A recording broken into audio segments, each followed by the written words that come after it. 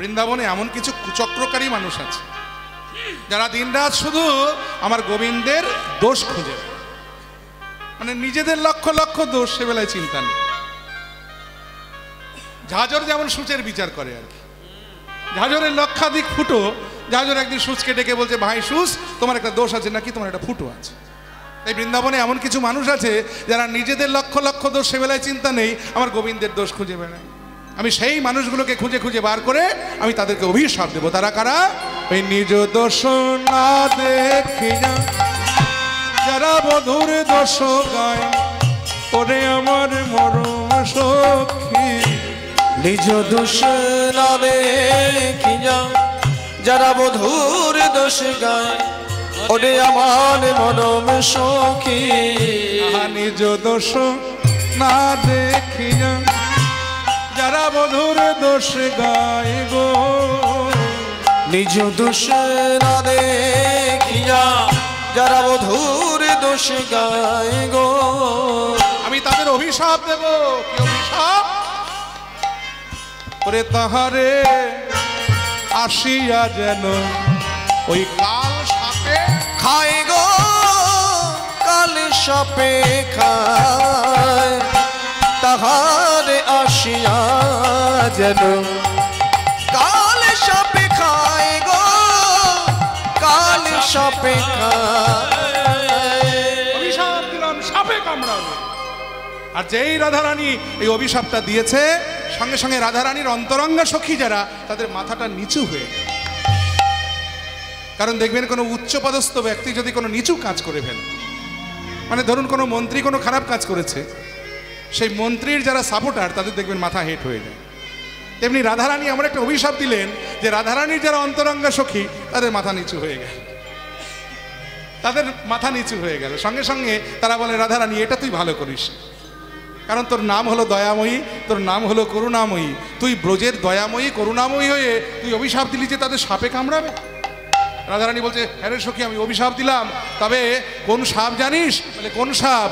কেউটেও নয়, গোক্রও নয়, তবে যে সাপে আমার দংশন, যে সাপে আমার দংশন কইল। সখী রে,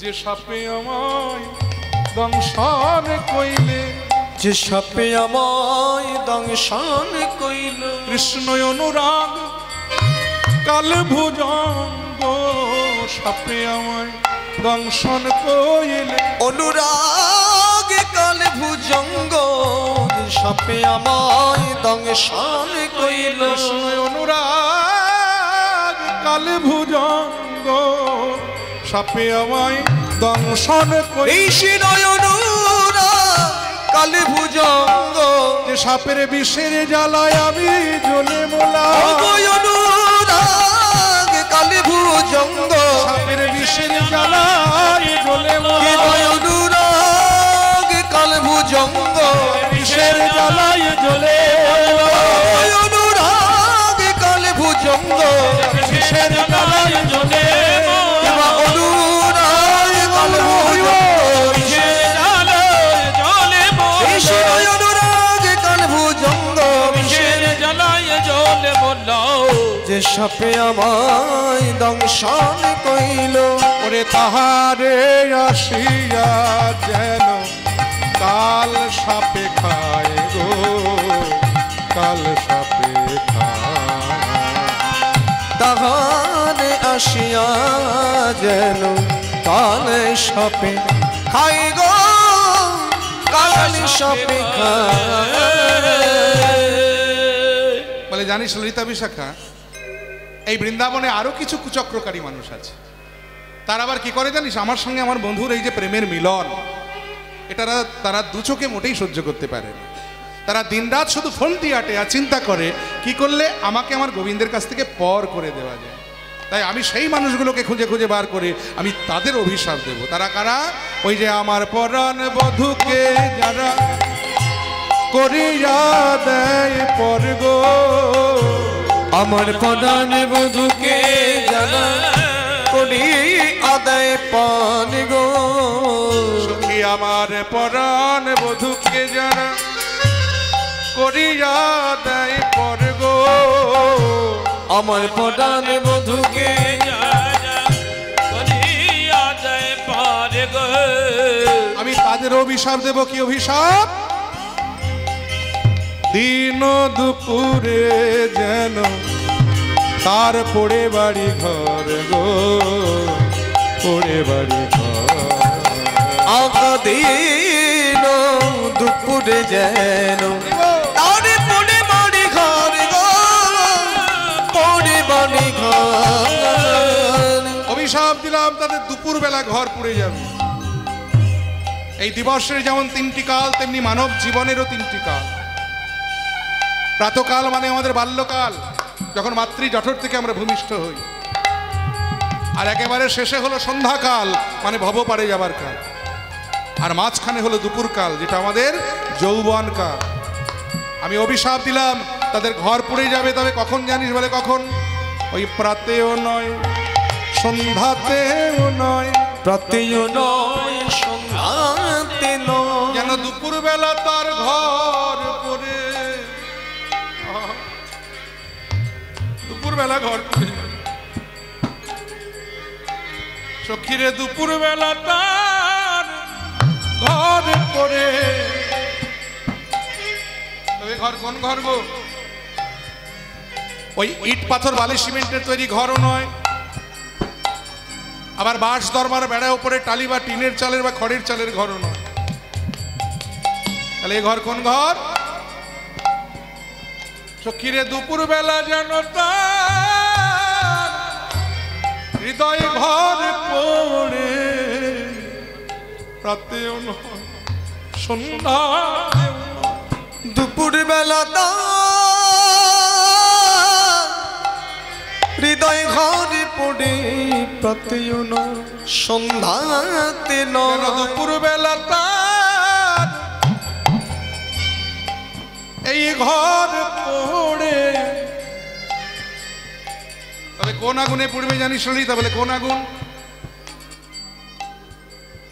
কৃষ্ণ অনুরাগ তাপানলে, ওই দুপুর বেলা ঘরে পড়ে, কৃষ্ণ অনুরাগ তাপানলে, দুপুর বেলা তার ঘরে পড়ে, অনুরাগ তাপানলে, দুপুর বেলা ঘরে পড়ে, তাপানলে, দুপুর বেলা তার ঘরে পড়ে, অনুরাগ তাপানলে, দুপুর বেলা তার ঘরে পড়ে, প্রাতেও নয়, সন্ধ্যাতে নয়। তাই দিন দুপুরে যেন তার পড়ে বাড়ি ঘর গো, পড়ে বাড়ি ঘর। দিন দুপুরে যেন তারে পড়ে বাড়ি ঘরে গো, পড়ে বাড়ি ঘর। তখন বাসুলিয়া দেশে দ্বিজ চণ্ডী দাসে ভনে গো, অগাবশুলিয়া দেশে দ্বিজ চণ্ডী দাসে ভনে গো, বাসুলিয়া দেশে। এই পদাবলীটি যিনি লিখেছেন তিনি এই আপনাদের খুব কাছাকাছি থাকতেন। এই যে নানুর শ্রীপাঠী, যার নাম ছিল চণ্ডীদাস, সেই চণ্ডীদাস লীলার এক পাশে দাঁড়িয়ে বলেন, ও রাধে, বাসুলিয়া দেশে দ্বিজ চণ্ডী দাসে ভনে গো, বাসুলিয়া দেশে দ্বিজ চণ্ডী দাসে ভনে গো। রাধে তোমার বধূ তোমারই আছে, অন্যের গালি পারো কেন গো, গালি পারো কেন? তোমার বধূ তোমার আছে, অন্যের গালি পারো কেন গো, গালি পারো কেন? রাধারানী গো, তুমি জগতের প্রতি যে অভিশাপ আজি করলে, তোমার চরণে প্রার্থনা জানাই, এই অভিশাপ আর কারো ফলুক বা না ফলুক, অভিশাপের একটাও যেন আমার ফলে, অভিশাপের একটাও যেন আমার ফলে, অভিশাপের একটাও যেন আমার ফলে, অভিশাপের একটাও যেন আমার ফলে, যেন আমায় কাল ভুজঙ্গে দংশন করে, একটাও যেন, যেন কালী ভুজঙ্গে দংশন করে। না হয় দুপুর বেলা যেন আমার ঘর পড়ে, একটাও যেন আমার ফলে, দুপুর বেলা যেন ঘরে পড়ে, একটাও যেন আমার ফলে। না হয় দুপুর বেলা যেন ঘর পড়ে, আমার এই নিবেদন তব চরণে। ওগো দুপুর বেলা যেন ঘরে পড়ে, এই নিবেদন করা রইল, দুপুর বেলা যেন ঘরে পড়ে, এই নিবেদন করা রইল, দুপুর বেলা যেন ঘরে পড়ে, এই নিবেদন করা রইল, দুপুর বেলা যেন ঘরে পড়ে, একটাও যেন আমার ফলে। তাই তোমার বধূ তোমারই আছে, অন্যের গালি পাড়ো কেন গো, গালি পাড়ো কেন? তোমার বধূ তোমার আছে, অন্যের গালি পাড়ো কেন গো, গালি পাড়ো কেন? সখী সনে কৃষ্ণ কথা কইতেছিল বসে, হেন কালে কুঞ্জবনে বাজেল শ্যামের বাঁশি। রাধারানী সখীদের সঙ্গে এমনি করে কৃষ্ণ অনুরাগের কথাগুলি বলছিলেন, এমন সময় বৃন্দাবনের বনমাঝে বাঁশি বেজে উঠল। সখীর সমাজে রায় আছিল বসিয়া, সখীর সমাজে রাই আছিল বসিয়া, হেন কালে কুঞ্জবনে, ওগো কেন কালে কুঞ্জবনে, ওগো হেন কালে কুঞ্জবনে, আগা কেন কালে কুঞ্জবনে, দেখো বাজিল বাঁশিয়া রাধা বলে, ওগো বাজিল বাঁশিয়া রাধা বলে, আহা বাজিল বাঁশিয়া, বাঁশি বাজে কুঞ্জবনে, বাঁশি বাজে কুঞ্জবনে। তার যেমন কান তেমনি শোনে, বাঁশি বাজে কুঞ্জবনে, জানি যেমন কানে তেমনি শোনে, বাজে বাঁশি একই তানে, জানি যেমন কানে তেমনি শোনে, বাজে বাঁশি একই আবার তানে, যেমন কানে তেমনি শোনে, বাজে বাঁশি একই তানে, জানি যেমন কানে তেমনি শোনে, বাঁশি বাজে কুঞ্জবনে। ওগো আর না বাজিও বাঁশি,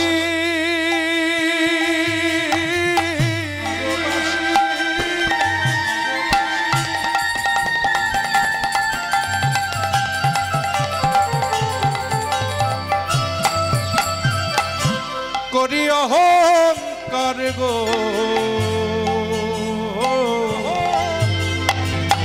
আহা করি অহংকার, আরে না বাজিও বাঁশি,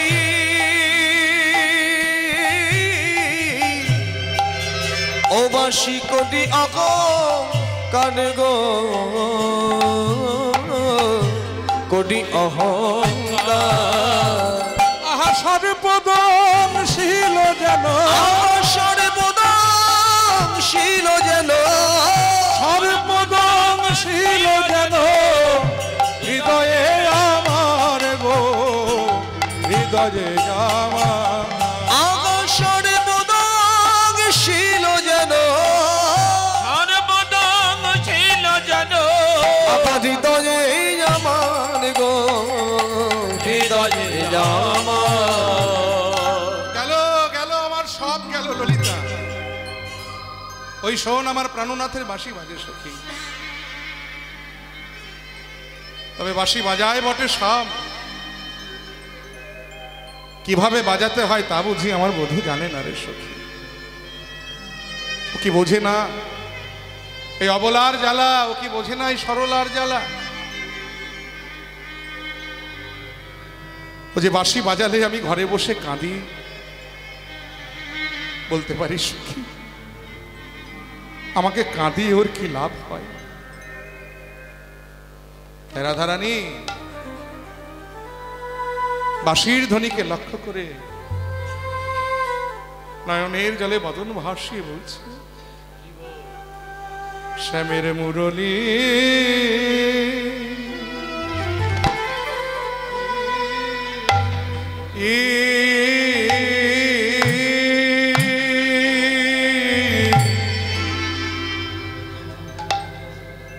তুমি আর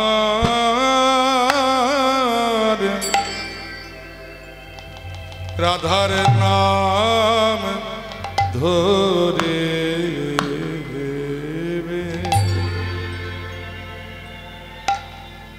जो ना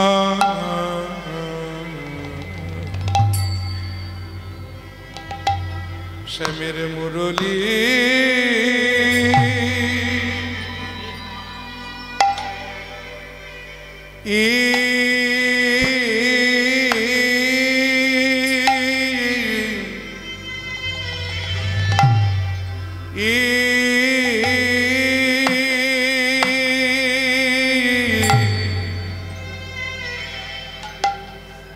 তুমি আর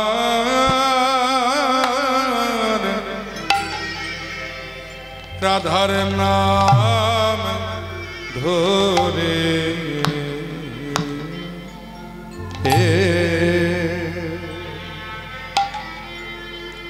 जो ना आ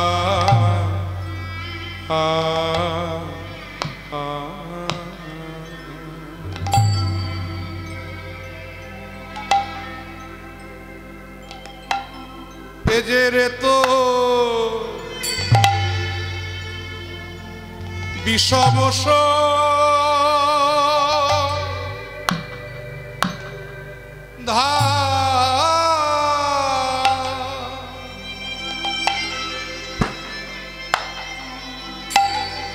তাহে অবলা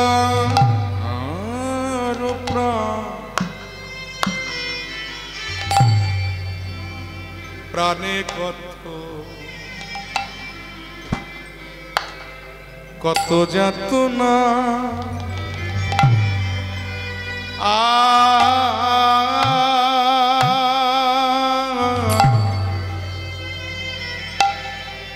তুমি আর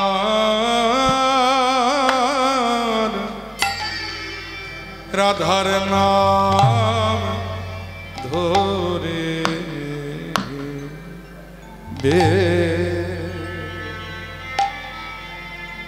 जो ना आ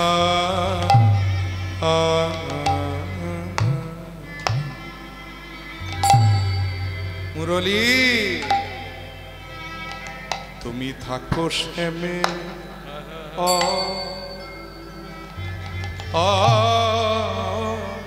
घरे अरे आमी थाकी कृष्ण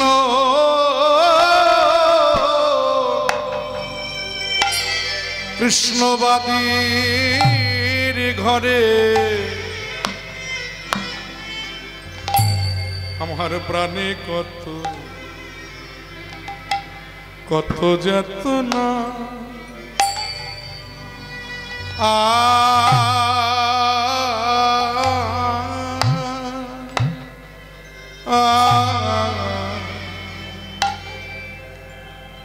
তুমি আর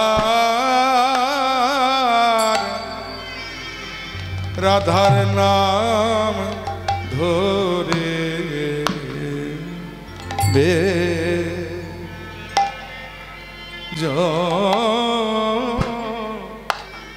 না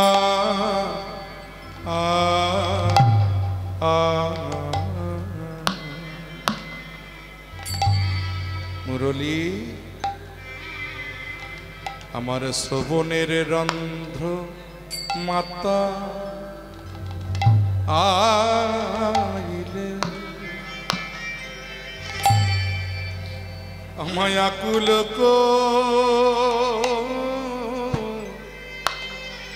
দিলে গো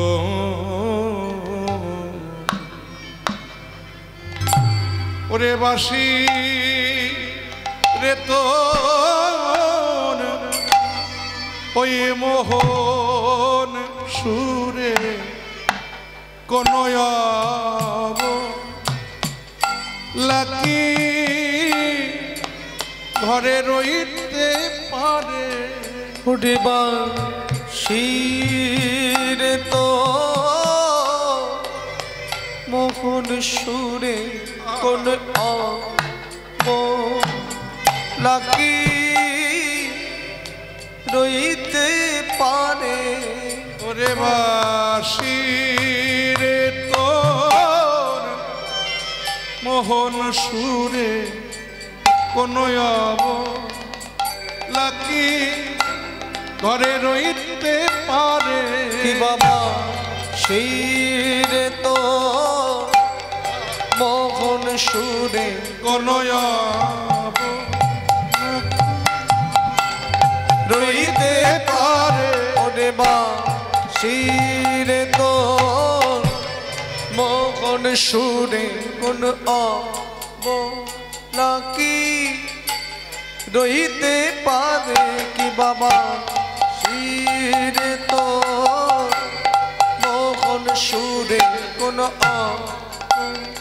লাকি রইতে পারে কি বাবা বাসি রে তোর মোহন সুরে অবলাকি রইতে পারে কি বাবা শিরে তো মোহন সুরে কোন নাকি হইতে পারে কি বাবা বাসিরে তোর মোহন সুরে কোন আবলাকি হইতে পারে ওরে বাসিরে তোর মোহন সুরে কোন আবলাকি হইতে পারে কি ওরে বাবা বাসিরে তোর মোহন সুরে কোন আবলাকি তাই গৌর হরিব হইতে পারে কি বাবা শিরে তো মোহন সুরে কোন আবলাকি হইতে পারে কি বাবা শিরে তো মোহন সুরে কি আবলাকি হইতে পারে কি বাবা বাসিরে তোর মোহন সুরে কোন আবলাকি হইতে পারে কি বাবা বাসিরে তোর মোহন সুরে আবলাকি গৌর হরিব বাঁশিরে তোর মোহন সুরে আবলাকি রইতে পারে বাসিরে তোর মোহন সুরে তুমি আর রাধার নাম ধরে বেজ না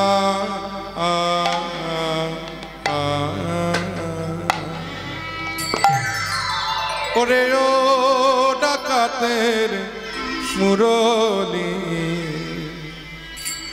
কি বলি তোমার ওরে ও ডাকাতে পুরানি কি বলি তোমায় ওরে ও ডাকাতের মুরলি কি বলি তোমার ওরে ও ডাকাতে পুরানি কি বলি তোমায় তুমি শিখেছ কোথায় তুমি শিখেছ কোথায় তুমি শিখেছ কোথায় তুমি শিখেছ কোথায় এমন অবলাবস করা মন্ত্র এমন অবলা বসে করা মন্ত্র তুমি শিখেছ কোথায় কি বলি তোমার ওরে ডাকাতে পুরানি কি বলি তোমার গোপী মনোচরার চারু চন্দ্রা ধরে থাকো। তুমি গোপী মনোচরা চারু চন্দ্র ঘরে থাকো। গোপী মনোচরার চারু চন্দ্রা ধরে থাকো। গোপী মনোচরকে আমার গোবিন্দ, চারু মানে সুন্দর, চন্দ্রাধর মানে অধর, কিসের মতো? চাঁদের মতো, এই যে এক ফালি চাঁদের মতো এই যে অধর, সেই অধরে তুমি শোভা বৃদ্ধি করো হে মুরলী। ওই গোপী মনোচরার চারু চন্দ্রাধরে থাকো। অঘা গোপী মনোচরা চারু চন্দ্র ঘরে থাকো। সময় অসময় নাই মুরলী, সময় সময় নাই মুরলী, আমার নাম ধরে কেবল ডাকো। তুমি ডেকে খালাস হলে আমার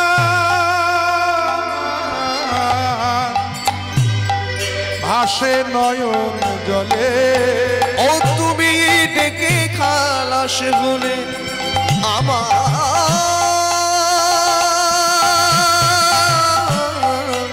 ভাসে নয়ন জলে। আমার বয়ান ভাসিয়া যায়, কি বলি তোমার ওরে ডাকাতে পুরানি, কি বলি তোমায় ওরে ডাকাতে পুরানি, কি বলি তোমায়। কথা কহিতে কহিতে প্যারি আমার জ্ঞান দাস যায় বিছুরি। রাধারানী বলছে, সখী আমাকে কাঁদিও, কি সুখ পায় বলতে পারিস? ওই কুলনাশাবাসী আমার সর্বস্ব হরণ করে নিয়েছে, আমার জাত কুল ধর্ম কর্ম মান সম্ভ্রম সব দিয়ে দিয়েছে। আমি নিজের বলতে কিচ্ছু রাখিনি, সব দিয়ে দিয়েছি এক এক করে। জানিস, সবকিছু দিলেও একটা বস্তু খুব যত্ন করে আমি আমার হৃদয় সোনার ঘরে ধর্মের কপাট দিয়ে আটকে রেখে দিয়েছিলাম। ভেবেছিলাম সবাই তো এক এক করে আমায় ছেড়ে চলে গেল, এটা আর আমি দেব না। সেটার নাম কি জানিস? সেই বস্তুটার নাম ছিল মন। ভেবেছিলাম এই মন বস্তুটা আমি আর দেব না। কিন্তু এই কুলনাশাবাসী আমার কর্ণদ্বার দিয়ে হৃদয় ঘরে প্রবেশ করে ধর্মের কপাটকে ভেঙে হৃদয় ঘর হতে মন বস্তুটা চুরি করে তার চরণে নিয়ে গিয়ে নিক্ষেপ করল। আমি একেবারে কাঙালিনী হয়ে গেলাম, আমি নিঃস্ব হয়ে গেলাম। আমার নিজের বলতে আর কিছু বাকি রইল না। জানিস, আজকাল না আমার কোনো ইন্দ্রিয় আর কোনো কাজ করে না। আমাদের তো 10টা ইন্দ্রিয়, 5টি জ্ঞানেন্দ্রিয় আর 5টি হলো কর্মেন্দ্রিয়। 5টি জ্ঞানেন্দ্রিয় কি কি না? চক্ষু, কর্ণ, নাসিকা, জিহ্বা, ত্বক। এই 5টা ইন্দ্রিয়ের দেখবেন 5 রকম কাজ আছে। কি? চক্ষু দর্শন করে, কর্ণ শ্রবণ করে, নাসিকা ঘ্রাণ গ্রহণ করে, জিহ্বা স্বাদ গ্রহণ করে, আর ত্বক স্পর্শ গ্রহণ করে। কখন করে? এই ইন্দ্রিয় গণের আবার একটা পরিচালক আছে, তার নাম হলো মন। মন যদি চায় তবে ইন্দ্রিয় কাজ করে, মন না চাইলে কিন্তু কোনো ইন্দ্রিয় কাজ করে না। আমার কোনো ইন্দ্রিয় আজকাল আর কোনো কাজ করছে না, কারণ মন তো আমার দেহে নাই। মন তো চুরি হয়ে গেছে, কৃষ্ণ চরণে সমর্পিত হয়ে গেছে। তাই এখন আমার সকল ইন্দ্রিয়গণ কৃষ্ণ উন্মুখী হয়ে গেছে। আমার চক্ষু বলছে, রাধে তুমি জগতের আর কিছু আমায় দেখতে বলো না, আমি দেখতে পারবো না। দেখতে হলে একমাত্র কৃষ্ণ দর্শন করতে পারি। আমার কর্ণ বলছে, রাধে তুমি জগতের আর কিছু আমায় শুনতে বলো না, যদি শুনতে হয় একমাত্র কৃষ্ণ কথা শুনতে পারি। আমার নাসিকা বলছে, রাধে তুমি জগতের আর কোনো গন্ধ আমায় নিতে বলো না, আমি পারবো না, যদি নিতে হয় একমাত্র কৃষ্ণ অঙ্গগন্ধ নিতে পারি। আমার জিহ্বা বলছে, রাধে কৃষ্ণ অধরামৃত প্রসাদ বিনা আমি জগতের আর কিছু গ্রহণ করব না। আমার ত্বক বলছে, রাধে আমি কৃষ্ণ অঙ্গ বিনা জগতের আর কিছু স্পর্শ করব না। আমার ইন্দ্রিয়গণ কৃষ্ণ উন্মুখী হয়ে গেছে। মহাজন লীলার এক পাশে দাঁড়িয়ে বললেন, তার দশাটা এমনই হয় যে যেন এই কৃষ্ণের বংশীধ্বনি একবার শ্রবণ করে, কারণ এ বাসী তো দেশেবাসী নয়। এই মুরলীর গান যেসে গান নয়। পদাবলিতে বলেছে না যে মুরলিক গান পঞ্চম তান। পঞ্চম তান শব্দের অর্থ কি জানেন মায়েরা? ও মায়েরা, এখানে যদি গান বাজনা জানা কেউ থেকে থাকেন তাহলে দেখবেন গুরু যখন আমাদের প্রথম স্বর চেনায়, হারমোনিয়ামে 3টি সপ্তক আছে, কি কি? উদারা, মুদারা আর তারা। আর এই 3টি সপ্তকে মোট 7টি স্বর। কি কি? 7টি স্বর। কি কি? সা রে গা মা পা ধা নি। এই 7টা স্বরের আবার একটা শুদ্ধ নাম আছে। সাকে বলা হয় সরব, রেকে ঋষভ, গাকে গান্ধার, মাকে মধ্যম, তেমনি পাকে বলা হয় পঞ্চম, ধাকে দৈবত, নিকে নিশা। তাহলে সাকে সরব, রেকে ঋষভ, গাকে গান্ধার, মাকে মধ্যম, তেমনি পাকে বলা হয় পঞ্চম। তাহলে কৃষ্ণের বাঁশিতে পঞ্চম তান বেজেছিল, মানে কি শুধু পা বেজে থাকলে? অনুভব করুন। ধরুন বৃন্দাবনে কৃষ্ণের বাঁশি বাজছে, কিরকম ভাবে? পা বাঁশি বাজছে, পা পা পা পা। বলে বাবা, শুধু যদি পা বেজে থাকতো তাহলে কোনো গোপী ঘর ছেড়ে আসতো না। তাহলে পঞ্চম তান শব্দের অর্থ কি? শ্রীমদ্ ভাগবত আমাদের বলে দিলেন যে বংশীধ্বনির একটি নাম হলো কলম। এখানে কলম শব্দের অর্থ হলো ঘূর্ণায়মান। অর্থাৎ বংশীধ্বনিটা বংশী থেকে যখন বাহির হয় তখন ঘুরতে ঘুরতে দ্রুত বেগে ছোটে, আর ছুটে ভক্তের কর্ণদ্বারকে ছেদ করে হৃদয়ের মধ্যে প্রবেশ করে মন বস্তুটা চুরি করে। এই যে ঘুরতে ঘুরতে ছুটে বলে এর একটি নাম হলো কলম। এখানে দেখুন 3খানা তান আছে। কি কি? ক, ল আর অনুস্বর। গোপীদের জন্য ভগবান দুটো স্পেশাল তান বাজাতেন। কি কি? না দীর্ঘই আর চন্দ্রবিন্দু। নিতাই গৌর হরিবুল। আপনাদের মধ্যে এখানে যারা কৃষ্ণ মন্ত্রে দীক্ষা নিয়েছেন, গুরুদেব যখন কর্ণদ্বারে মন্ত্রটি প্রদান করেছেন, সেই মন্ত্রের আগে ওই যে 5টি তান, ক, ল, অনুস্বর, দীর্ঘই আর চন্দ্রবিন্দু, এই যে 5টি তান,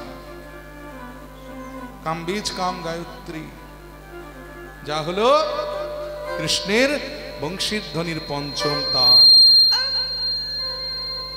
তাই মুরলিক গান পঞ্চম তান, কুলবতী চিত চরণ।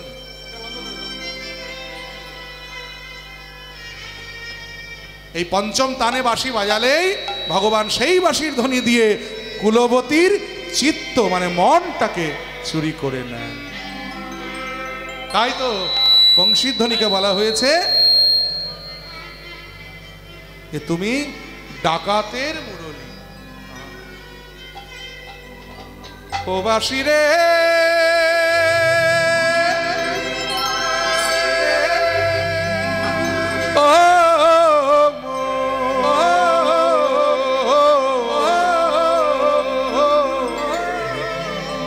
কালার বাঁশি রে,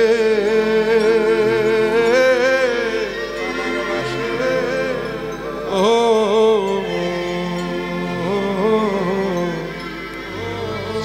ও বাঁশি রে।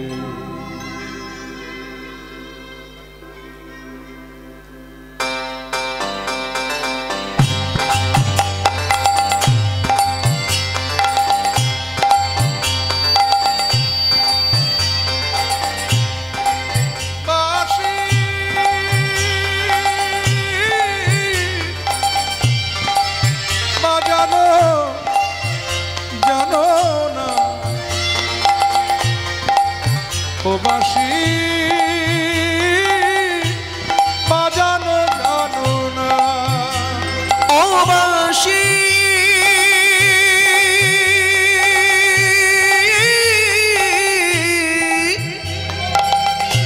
ও বাজানো জানো না,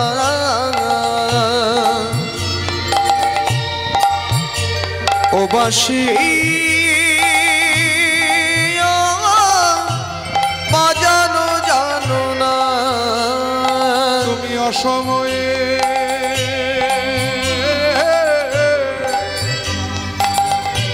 বাজাও বাঁশি রে ও তুমি অসময়ে বাজাও বাঁশি রে বাঁশি আমার পরাণ মানে না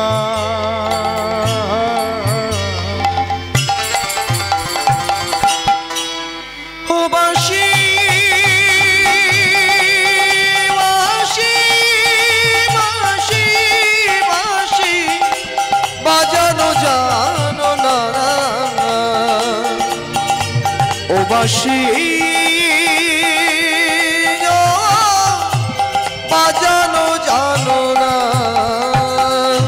আমি যখন বৈশারে থাকি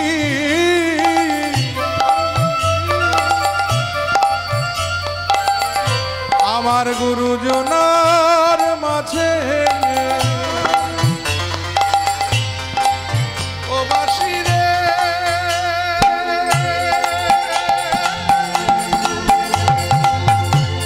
ও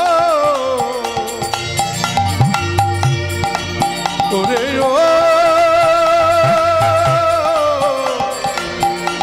কালার বাঁশি রে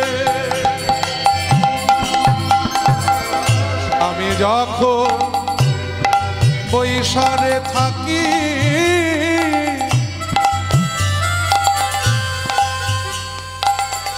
আমার গুরুজনার মাঝে আমার নামে ধৈরা বাজাও বাঁশি রে ওই নামে থইরা বাজা বাঁশি রে আমার নাম ধৈরা বাজাও আমার নাম ধইরা বাজা বাঁশি নাম ধৈরা বাজাও বাঁশি নাম ধইরা বাজা বাঁশি ও গো আমি মরি লাজে ও বাঁশি বাঁশি বাঁশি বাঁশি বাজানো জানো না ও বাঁশি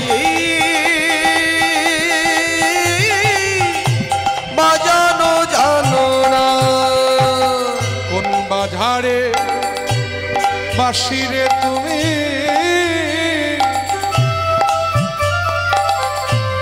একবার নাগাল যদি পাই তোমায় ঝাড়ে মূলে উপাড়িয়া ঝাড়ে মূলে উপাড়িয়া ঝাড়ে মূলে উপাড়িয়া ঝাড়ে মূলে উপাড়িয়া ঝাড়ে মূলে উপাড়িয়া ঝাড়ে মূলে উপাড়িয়া ঝাড়ে মূলে উপাড়িয়া ঝাড়ে মূলে উপাড়িয়া ওই সাগরে ভাষা ও বাঁশি বাজানো জানো না ও বাঁশি বাজানো জানো না কোন চাঁদে কাজী বলে রে বাঁশি এই পদাবলীটি যিনি লিখেছিলেন তিনি কিন্তু হিন্দু নন, একজন মুসলমান বৈষ্ণব কবি। একসময় তিনি নবদ্বীপের বিচারপতি ছিলেন, যার নাম ছিল মলয় চাঁদ কাজী। সেই কাজী সাহেবের রচিত পদাবলী। রাধা ভাবে বিভাবিত হয়ে চাঁদ কাজী সাহেব বলছেন, চাঁদে কাজী বলে রে বাঁশি আমি শুনে ঝুরে মরি, আমি জিমুনা জিমুনা বাঁশি রে আমি জীবনা জীবনা বাঁশি রে ওই আমি জিমুনা জিমুনা বাঁশি রে ওই আমি জীবনা জীবনা বাঁশি রে একবার না দেখিলে হরি ও বাঁশি বাঁশি বাঁশি বাঁশি